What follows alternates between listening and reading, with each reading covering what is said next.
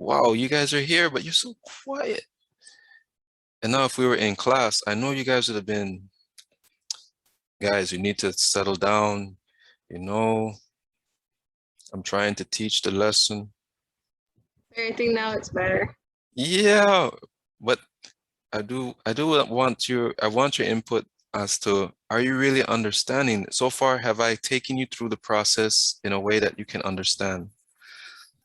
Yes, sir. Okay, that's all I want to, that's what I want to know, because I'm worried. But you know, like when you're in class, you can see everybody's face, and as a teacher, you see everybody confused, like, and you're like, oh man, I gotta teach this thing again next week or tomorrow, but we can't really tell here. And we're recording, so I don't want you to turn on your cameras.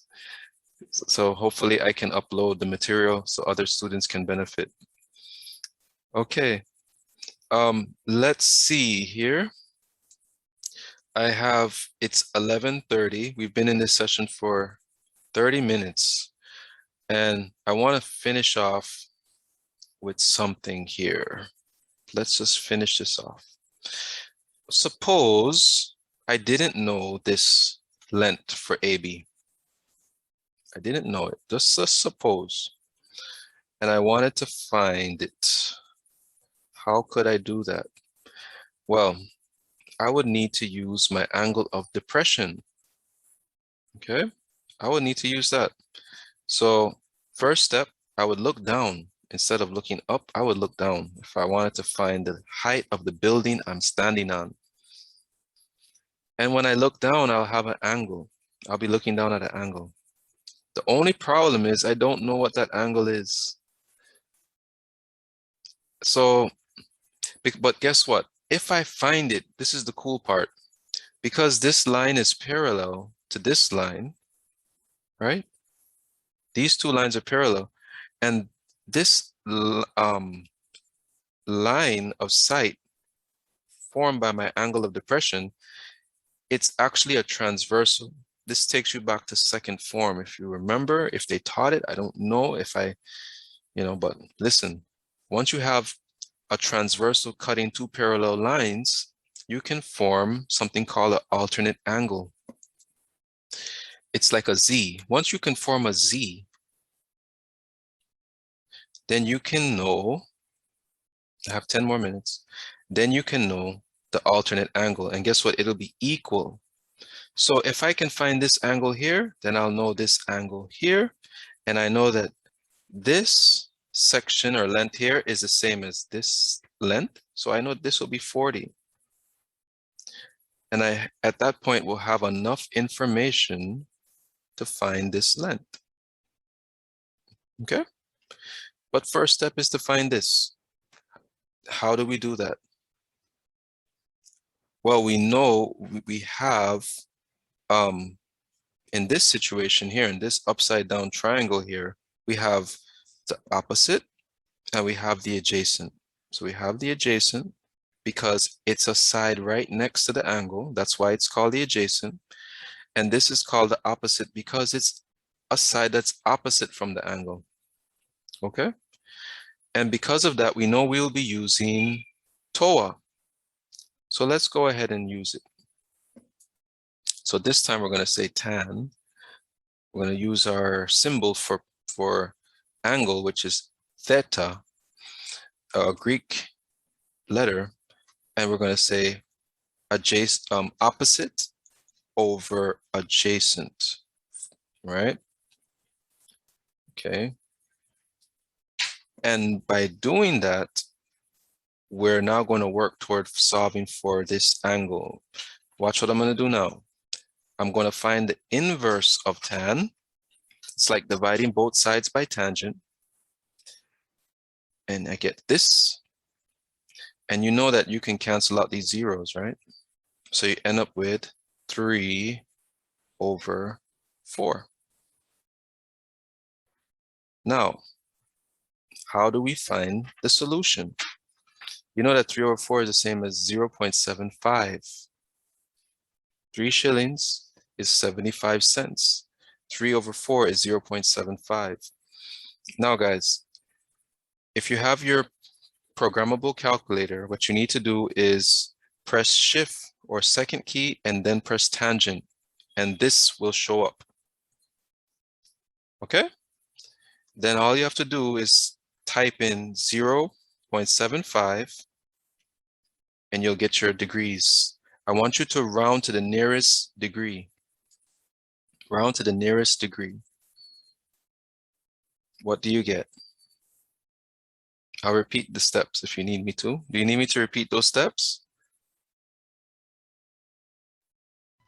Yes, sir. Okay. Please. Step 1, if you're using these kind of calculators that show the D, press shift and then press tangent and you'll get this symbol on your screen. Then all you do is type in right after that 0.75 and press enter. You'll get an answer, but I want you to round it to the nearest degree. Okay? 37. You get 37 degrees. Very good. Because what you see on your calculator is 36.869 and a bunch of digits, but I'm taking you to the nearest degree, which would be 37 degrees. All right. And this, let me just do it the next way. And do it the next way. So I'll put it like that. 0.75. Okay. You could always screenshot that. All right, so now we know what this is. We know what this thing is down here. It's actually 37 degrees. Now, if you weren't using a programmable calculator, what you could do is type in 0.75, press the second or shift key, and then press tangent, and you will be able to get the same answer.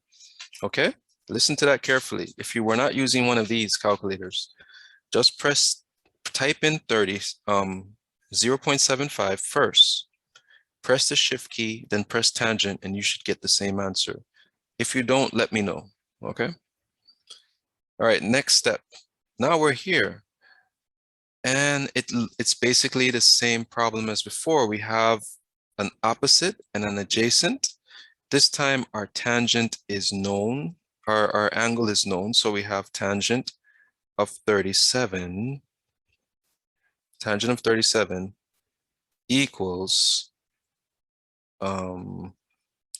x over 40.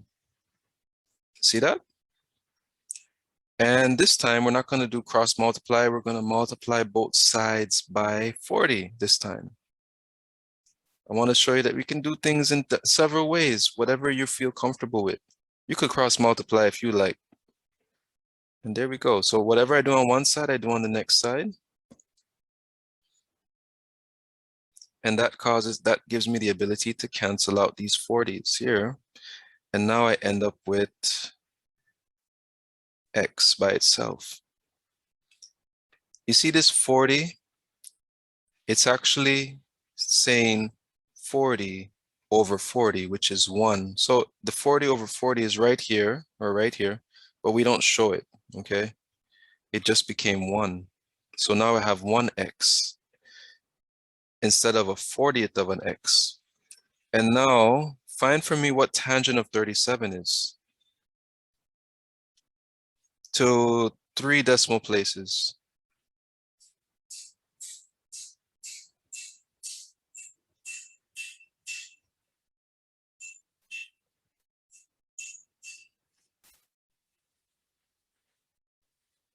What do you get, guys? 753. Oh, but there's a 5 after that 3. Be careful. 753. 7, 5. Remember that there's something right after that 3 that causes the 3 to change. 0.75.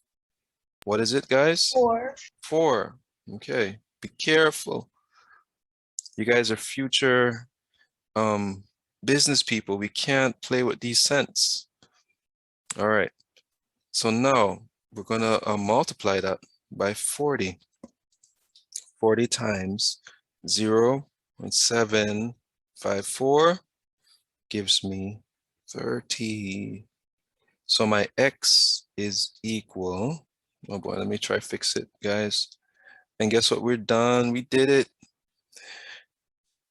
Are we done? 30.16 meters. Is this the answer? Is this the final answer? No. Why not? Why not? You have You to have round to it up. round it after the Oh end. man, this math thingy stressing people out. Why can't that be the answer, man? Well, you know what? It has to correspond with the problem, right? We don't want to have 30.16 and then all the other parts of the problem just have rounded answers. So it makes sense. And we just have to do that extra effort. Okay, guys? We got to be tough. Math students are tough. You understand? All right. All right, we're going to close off. Take a screenshot. You got 5 seconds. Okay, guys, stop sharing. You're a wonderful set of students. And is there any question before I close off in a word of prayer? Any questions? No? You guys understood me this whole time? Wow. Yes, sir. Oh my goodness. That never happened in face-to-face sessions. All right, guys, I'm going to close off in a word of prayer. Father God, thank you for this session. Bless each and every student. Lord, you know all that we go through in life. Be with us through all the situations that we're facing. Please watch over Belize. Please give our leaders wisdom, knowledge, direction, understanding. Don't let them lead us astray. Thank you for all that you have done and for what you're planning to do. Cover us with the blood of Jesus and fill us with your Holy Spirit. Give us the words to pray. In Jesus' name, amen. See you guys. Take care. Enjoy your day. Bye, sir. Bye, guys. Bye, sir. Bye, sir. Bye. Hasta luego. See you.